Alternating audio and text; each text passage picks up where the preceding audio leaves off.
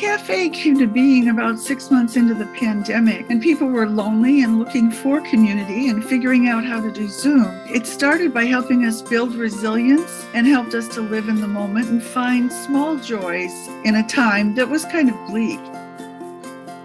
We had data pre-pandemic that said that 24% of adults over the age of 65 were socially isolated, and 43% of those over age 60 reported loneliness. And that National Academy's report presented evidence that social isolation is associated with a 50% increase in risk for developing dementia, a 29% increased incidences of coronary heart disease, and 32% increased risk for stroke. Since August 2020, over 400 people across Washington state participated in the Healthy Aging Café. As a result, many deep friendships were built online. Here is the first look at the first in-person meetup between some of these friends.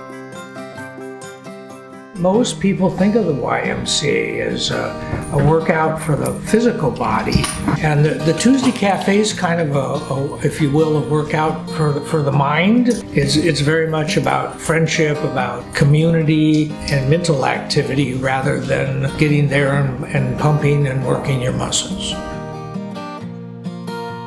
The Tuesday Cafe have given me a huge number of friends around the state of Washington that I never would have had if it wasn't for the Y providing this vehicle. I had just stopped working. I live alone. I was very isolated, and when I met this group, it gave me companionship, friendship. I look forward to it every week, and it was life-saving because I deal with such severe depression and anxiety. We don't realize that we tend to be heard and seen less and less. But the cafe was so stimulating and it gave me such hope. And I was being heard and I was hearing others, and that made such a difference. I love when different people can gather together and find common ground. I think there's a lot of power in that when you focus on your strengths and your similarities rather than differences. I think you can solve a lot of problems. So I love what I feel here. It feels generous-hearted and really sweet.